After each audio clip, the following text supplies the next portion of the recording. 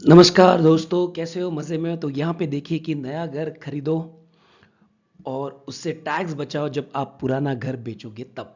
मतलब नया घर खरीद कर पुराने घर की जो भी सेल पे कैपिटल गेन आएगा हम बचा सकते हैं। तो कैसे? तो यहाँ पे देखिए कि एक कपल है, उनकी शादी हो गई थी 2015 जनवरी में। तो उन्होंने एक घर लिया था। कितने में लिया था? 40 लाख को। तो मतलब 2014-15 में, 14-15 की बात चल रही है, ठीक है। तो उसमें उन्होंने घर लिया था। बट अभी क्या हो गया ना, अभी उनको ये घर बेचना है। तो इन्होंने घर बेच दिया 20 अगस्त 2024 को उन्होंने बेच दिया है। कितने में बेच दिया? तो 85 लाख में बेच दिया। तो ये घर बेचा कब तक? 24-25 में। तो आप बोल सकते हो, बता सकते हो, देख सकते हो कि ये 24 मंथ अबाउ है। तो ये लॉन्ग टर्म कैपिटल गेन बन गया, क्योंकि 2015 में लिया था और 24 में बेच रहे हो। तो इसका मतलब एग्जैक्टली 9 साल बाद। तो कैपिटल गेन कैसे आएगा? तो कैपिटल गेन देखिए ऐसे आता है। तो computation of the capital gain by AY 25-26, sale consideration of, जो भी है आपका घर 85 lakh, cost of acquisition 40 lakh minus होगी। क्यों? क्योंकि यहाँ पे इंडेक्सेशन नहीं लगने वाला।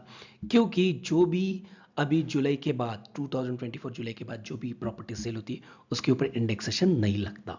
तो 40 लाख माइनस हो जाएंगे तो 45 लाख रुपीस क्या मिलेगा आपको कैपिटल गेन। इसके ऊपर टैक्स पे करना पड़ेगा, बट जरूरत नहीं है। तो एग्जम्पशन कैसे मिलेगा? तो या तो आप घर खरीदो या तो आप घर कंस्ट्रक्ट करो। तो मान लीजिए कि ये इन्होंने अच्छा सा घर खरीद लिया, बट कब तक खरीदना है? तो बिफोर 1 ईयर, मतलब जिस डेट पे, मतलब 20 अगस्त 2024 के पीछे एक साल काउंट करना है।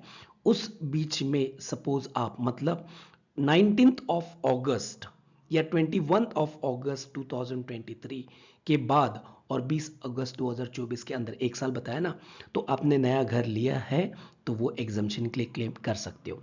या कंस्ट्रक्ट करना चाहते हो तो 3 साल में कंस्ट्रक्ट करना है from the date of transfer.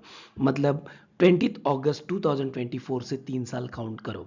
But तब तक के लिए ये पैसा आपको एक कैपिटल गेन डिपॉजिट स्कीम में रखना पड़ता है, क्योंकि आपको क्या पता कि आप यूज करोगे या नहीं करोगे। तो इसके लिए, तो सपोज आपने नया घर लिया है तो आपको ये पूरा का पूरा 45 लाख रुपीज एग्जम्पशन मिलेगा। तो कैसे? कैपिटल गेन और न्यू हाउस का प्राइस इक्वल है। मतलब capital gain is more than new house, मतलब कैपिटल गेन की वैल्यू न्यू हाउस के वैल्यू के ज्यादा है तो balance is taxable. Reverse, capital gain की वैल्यू नए हाउस के से कम है तो टोटली एग्जम्प्ट। तो ऐसे एग्जम्पशन आपको यहाँ पे जरूर मिल सकता है। तो सोचिए, घर सेल करने के बाद नया घर लोगे तब। कहीं पे और जगह इन्वेस्टमेंट करना है तो उसके लिए अलग सा प्रोविजन लगता है। तो यहाँ तक यही के लिए। तो तब तक के लिए थैंक यू। अगले वीडियो के लिए हम देखेंगे।